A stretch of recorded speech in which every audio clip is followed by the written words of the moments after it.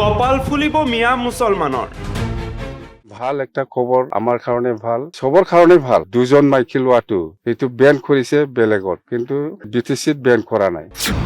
অসম চৰকাৰৰ সিদ্ধান্তই সলনি কৰিব মিয়া মুছলমানৰ ভাগ্য। দুজনী নহয়, মিয়া মুছলমানে 4জনীকৈ বিয়া পাতিব পাৰিব।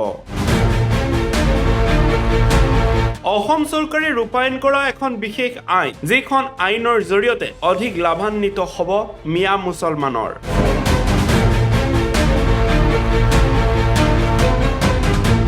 অসম চৰকাৰৰ যিখন আইন, সেই আইন অনুসৰি 6ষ্ঠ অনুসূচিত অন্তৰ্ভুক্ত লোকসকলে দুজনীকৈ বিয়া পাতিব পাৰিব বুলি উল্লেখ কৰা হৈছে।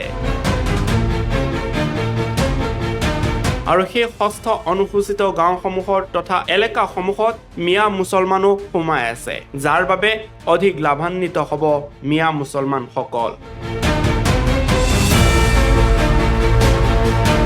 অসম চৰকাৰে আইন প্ৰণয়ন কৰা মতে হিন্দুৱে দুজনীকৈ বিয়া পাতিব পাৰিব বুলি উল্লেখ কৰা হৈছিলে, কিন্তু সেই সুবিধা গ্ৰহণ কৰিব মিয়া মুছলমানসকলেও। BTC কাৰ্বি আংলং ডিমা হাছাওত থকা মিয়া মুছলমানৰ বাবে এয়া ভাল খবৰ, আৰু দুজনীকৈ বিয়া পাতিব পাৰিব মিয়া মুছলমানে।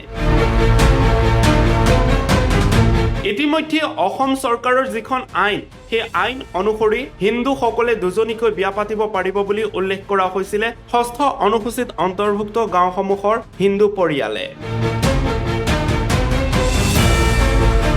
আনহাতে সেই একেই স্থানৰ তথা 6ষ্ঠ অনুসূচিত অন্তৰ্ভুক্ত মিয়া মুছলমানে পূৰ্বে ইছলাম ধৰ্মমতে মুছলমানে দুজনীকৈ বিয়া পাতিব পাৰে, আৰু চৰকাৰৰ ঘোষণাই সুবিধা কৰি দিলে মিয়া মুছলমানক। এতিয়া 4জনীকৈ বিয়া পাতিব পাৰিব মিয়া মুছলমানে। হিন্দুসকলক যদি দুজনীকৈ বিয়া পাতিবলৈ দিব লাগে, তেতিয়াহ'লে মুছলমানসকলেও 4জনীকৈ বিয়া পাতিব পাৰিব। এই সন্দৰ্ভত হাগ্ৰামা মহিলাৰ বিশেষ মন্তব্য। BTC কাৰ্বি আংলং আৰু ডিমা হাছাও তাৰমানে বড়ো হওক, কোনোবা মুছলিম হওক, ৰাজবংশী হওক বা যিকোনো মানুহে দুজন ল'ব পাৰে বুলি কৈ আছে।